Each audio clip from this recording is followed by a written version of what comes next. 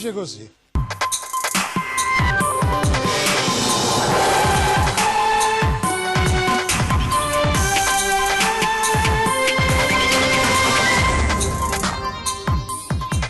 La Guardia di Finanza ha scoperto un giro di fatture per operazioni inesistenti che permettevano di frodare il fisco.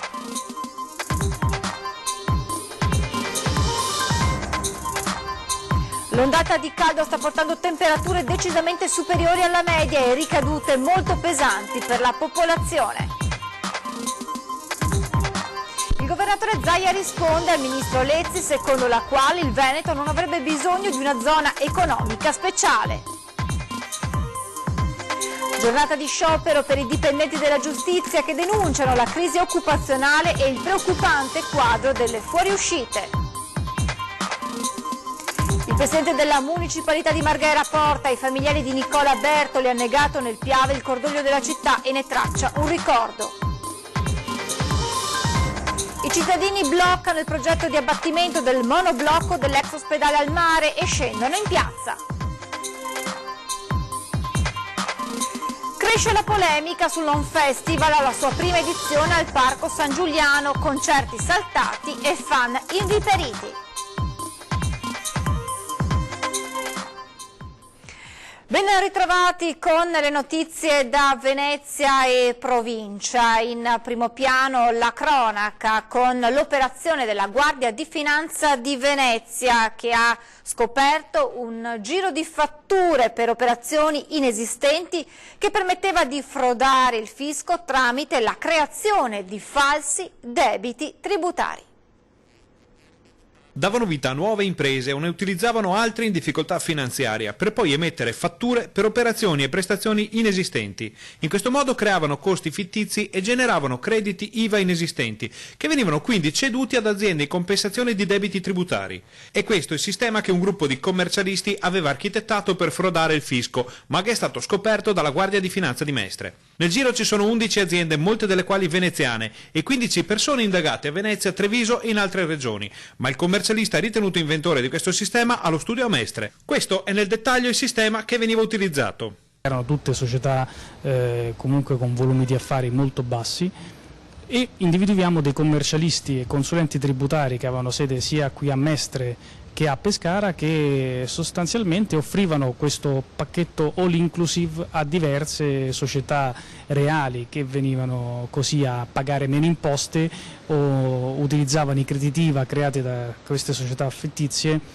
per poter abbattere il debito nei confronti dello Stato, il debito tributario. I commercialisti coinvolti in questa indagine erano, secondo gli inquirenti, il fulcro del sistema. I commercialisti ovviamente fungevano da creatori dell'attività criminale, chiamiamola in questo senso allargato, perché individuavano le società che poi venivano portate a morire sostanzialmente, individuavano i prestanomi da mettere a capo di queste società che poi avrebbero dovuto emettere le fatture per operazioni esistenti e poi morire, e in alcuni casi individuavano anche le società che avrebbero potuto utilizzare le società o le fatture false o i crediti IVA. Il volume economico del trucchetto è davvero notevole e ammonta a svariati milioni di euro. Le fatture per operazioni esistenti sono intorno agli 11 milioni di euro, mentre l'imposta evasa l'abbiamo quantificata in 3 milioni e 200 mila euro. Abbiamo in questi giorni proceduto al sequestro di diversi terreni, immobili, automezzi e conti correnti delle varie società coinvolte per l'importo dell'imposta evasa. L'ondata di caldo che ha colpito il Veneto si sta accanendo da giorni su Venezia e sulla provincia, con temperature decisamente superiori alla media. Inevitabili le ricadute molto pesanti sulla popolazione, ma c'è chi ha trovato una soluzione geniale per combattere la calura. L'estate è iniziata da una settimana e sta già bastonando in modo terribile Venezia e provincia, con temperature massime che superano di una decina di gradi le medie del periodo. L'ondata è iniziata lunedì con un'escalation di giornate torride e nottate infuocate che stanno mettendo a dura prova nervi e salute dei veneziani. Ecco qualche dato giusto per far capire la situazione. In questi giorni il picco in provincia di Venezia è stato raggiunto giovedì pomeriggio a Noventa di Piave, dove la colonnina di mercurio ha toccato quota 38,6 gradi.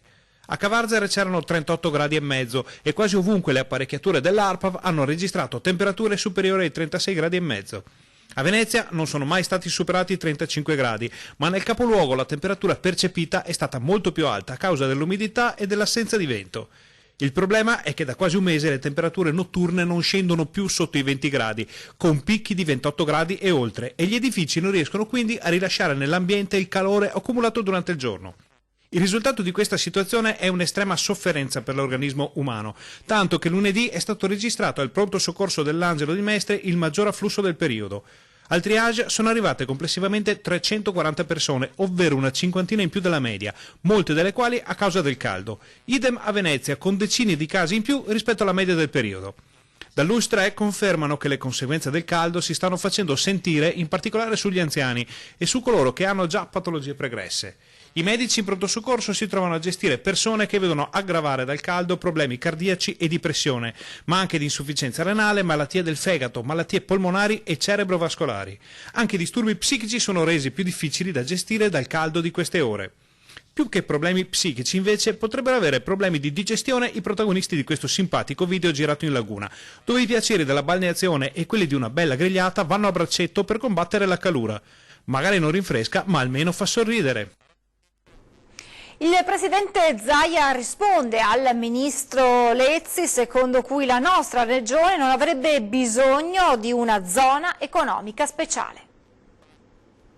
Io penso che la Lezzi non conosca neanche il Veneto e prima di parlare del Veneto è meglio che si informi. Il governatore Zaia è stato secco e lapidario nel replicare alle recenti affermazioni del ministro per il Sud Barbara Lezzi, secondo cui il Veneto non avrebbe bisogno di una ZES, la zona economica speciale, in quanto una regione già privilegiata.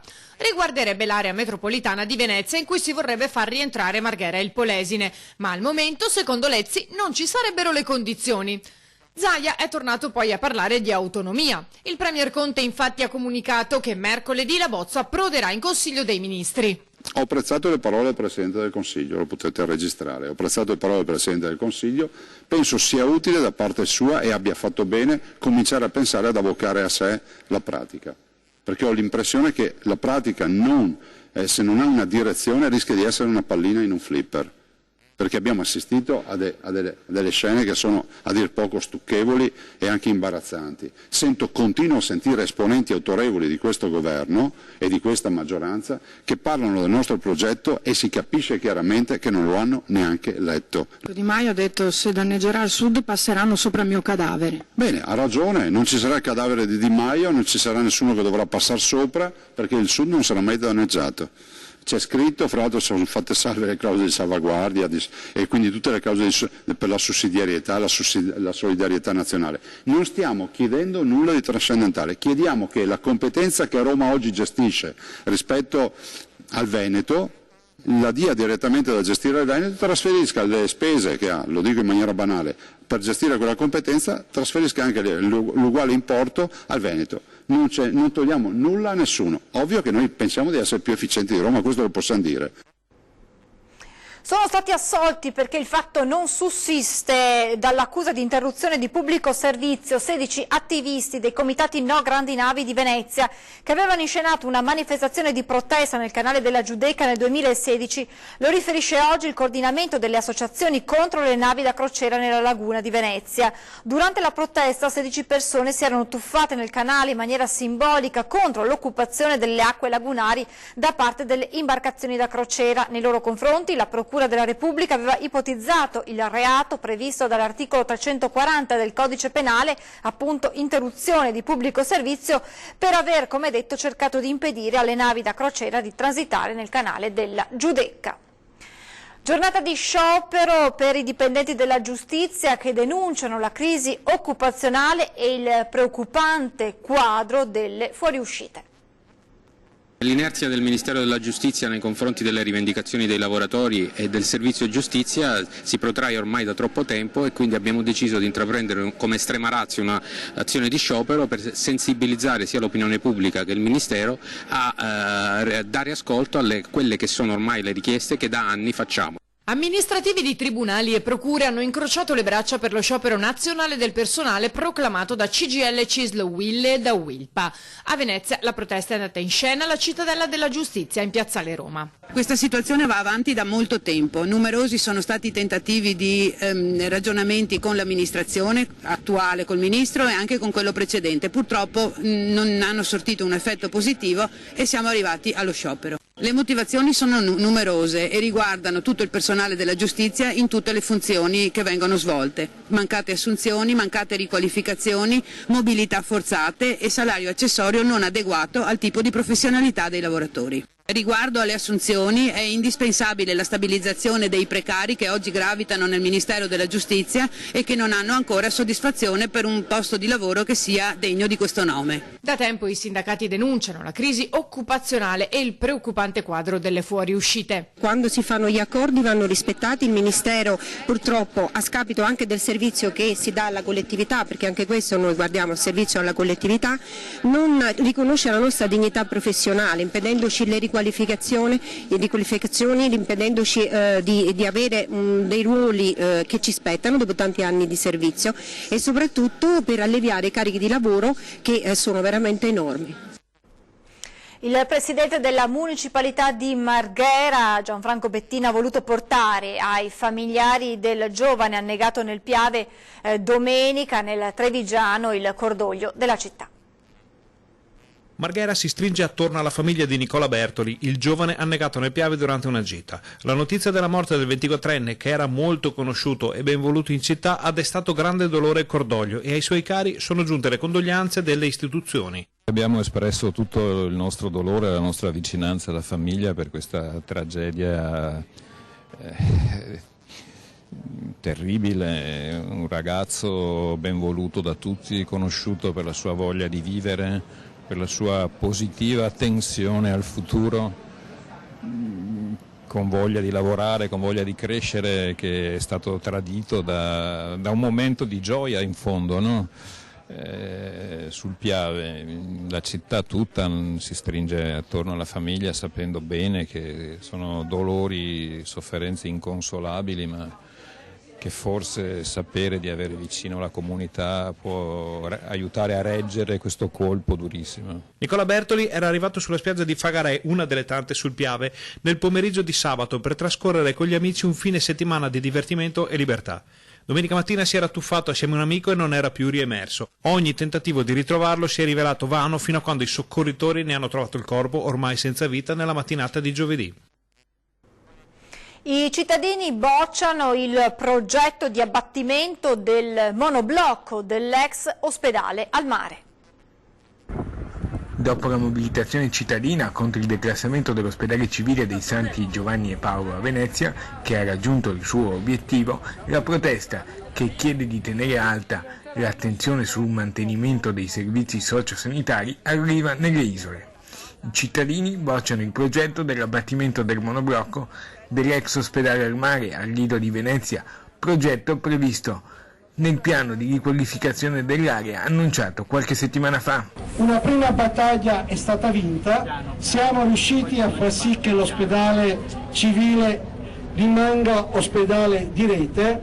Dobbiamo vincere la guerra perché purtroppo l'ospedale civile, nonostante la classificazione di ospedale di rete, ha bisogno di essere riempito adeguatamente di contenuti. Il presidio di protesta al Lido di Venezia è solo il primo passo di un'estate che si preannuncia caldissima anche sul fronte della protesta. La mobilitazione è stata promossa appunto dal Movimento per la difesa della sanità veneziana con l'associazione Lido da Mare, presieduta da Daniela Milani. Adesione è stata espressa anche dal Partito Democratico Veneziano e da altre associazioni. Ecco come i cittadini partono all'attacco. Da quella riunione, da quell'iniziativa a porte chiuse, in maniera carbonara, sono state decise 3 cose. La prima, che Cassa Depositi e Prestiti, già lo sapevamo perché è una storia che risale ormai a 5 anni fa, intende investire 132 milioni di euro per la riqualificazione dell'area.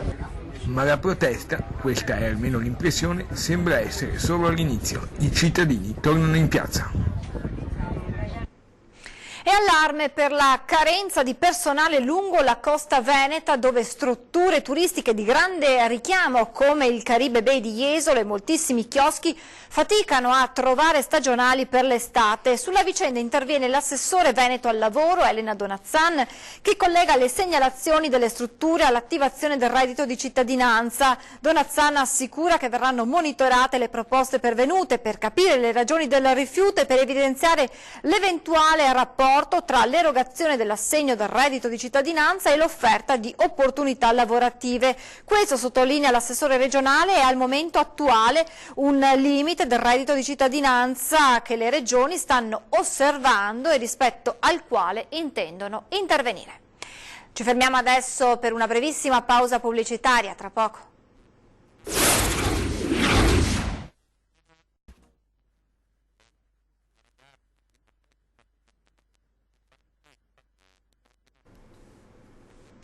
Di nuovo in diretta con l'edizione veneziana di Telegiornali di Antenna 3. Cresce di ora in ora la polemica sull'On Festival, i cui organizzatori hanno cancellato una serie di concerti a causa di problemi di sicurezza legati all'installazione dei palchi nel parco di San Giuliano. L'annuncio è arrivato solo poche ore dopo la presentazione ufficiale della Kermesse e da ieri la pagina Facebook del festival, che per la prima volta si trasferisce da Treviso a Mestre, è presa d'assalto da migliaia di fan inviperiti.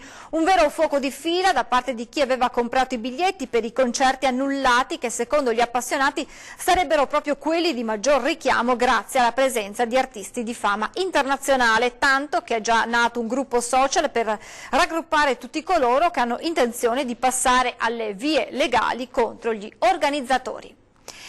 Intanto al via in piazza Mercato il tradizionale cartellone degli spettacoli estivi di Marghera tra concerti e cinema, cibo da strada e lirica.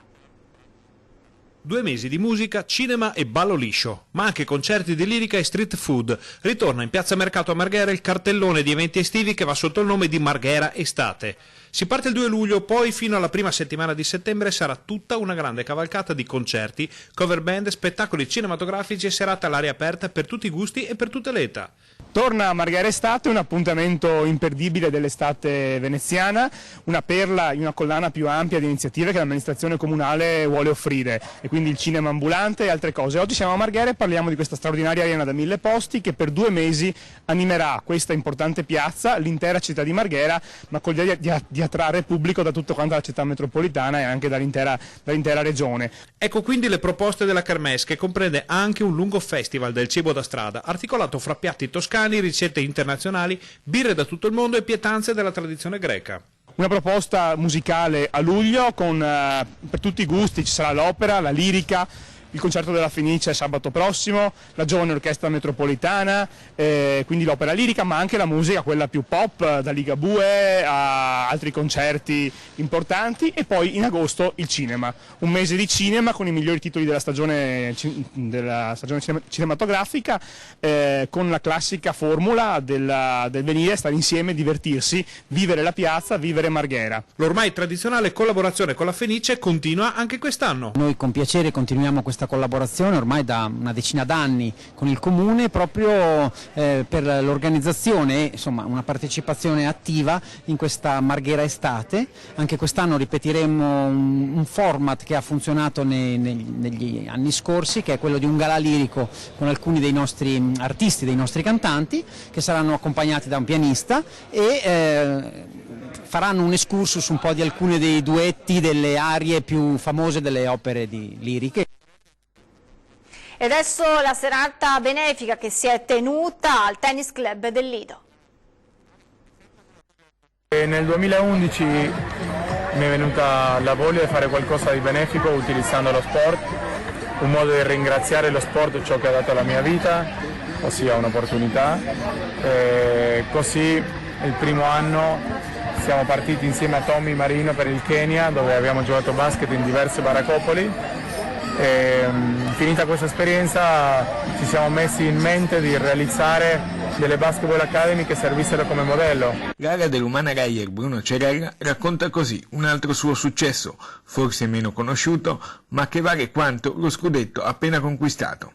Aiutare gli altri, fare qualcosa con la pallacanestro per i più poveri. Ecco perché è stato lui il grande protagonista della serata benefica al Tennis Club Lido, in cui ha fatto conoscere a tutti la sua associazione Slam Dunks, impegnata nella creazione di Basketball Academy in Africa. L'evento è stato voluto da Elena Costantin, presidente del Tennis Club, con l'adesione di Proloco, Croce Rossa e Protezione Civile. Quanti ragazzi? 4. Abbiamo 4 Basketball Academy, 2 in Zambia, 2 in Kenya, coinvolgendo più o meno in totale in tutti i progetti di educazione, sport e salute più o meno 5.000 ragazzi e ragazze. E non solo, perché va a toccare anche le famiglie e non solo i giovani. Il progetto benefico spazia a 360 gradi nella vita delle persone che vengono raggiunte. Le borse di studio per merito sportivo, che ad oggi sono circa 40 tra ragazzi e ragazze, in situazioni dove i ragazzi non si potrebbero permettere di continuare a studiare. Quindi lo sport le apre una porta loro. E dal punto di vista di salute, per esempio, tutti i corsi o incontri o clinics. Elena Costantin spiega perché questo evento è stato fortemente voluto. Un torneo, il primo trofeo Slam Dunk, e verranno premiati proprio da Bruno Cerella. Bruno farà alcuni tiri a canestro con i piccoli ragazzi della scuola basket ed è qua disponibile tutta la serata per giocare e stare insieme, fare selfie e autografi. All'appuntamento sono arrivati anche la Presidente del Consiglio Comunale di Venezia, Ermelinda Damiano, e il Prosindaco del Lido, Paolo Romor. Lo sport non solo è uno dei perni fondamentali dell'educazione dei nostri ragazzi, ma sempre più spesso il territorio in questo, il territorio veneziano è molto attivo, diventa veicolo proprio del fare del bene agli altri e della solidarietà. Poi una domanda a sorpresa sul suo tifo Oro Granata. Io sono tifosa Reyer da tantissimi anni, per me la Reyer è la seconda famiglia, è parte di me, la sto seguendo sempre con grande passione. Bruno Cerella è un grande giocatore, oltre ad essere un grande uomo di sport, è sicuramente anche un grande uomo nella vita. Questa sera 20:10 si parlerà del Gay Pride in scena domani a Treviso e delle polemiche della vigilia, insieme a Stefano Pelloni, capogruppo del Partito Democratico in Consiglio Comunale a Treviso, insieme a Riccardo Barbisan, capogruppo della Lega in Consiglio Comunale a Treviso. Da Venezia è davvero tutto, adesso le previsioni del tempo, grazie per averci seguito, arrivederci.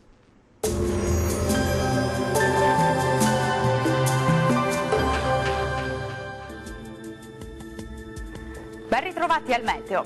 Sole e caldo anche nella giornata di sabato, a dir vero in lievissima attenuazione dopo i picchi dei giorni scorsi in cui sono stati frantumati molti record dell'estate più calda di sempre, quella del 2003. Nel dettaglio sul Veneto sarà soleggiato su tutti i settori, il cielo sarà sereno e sgombro da nubi ovunque, non sono attese precipitazioni.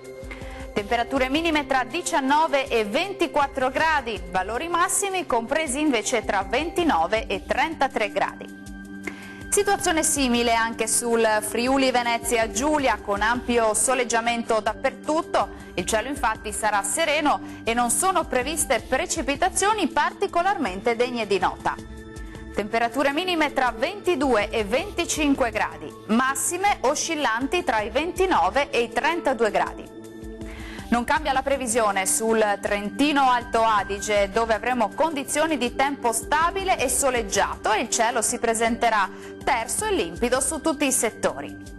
Temperature minime tra 19 e 20 gradi, massime sui 34 gradi circa. Bene, dal meteo di Antenna 3 per ora è tutto. Arrivederci.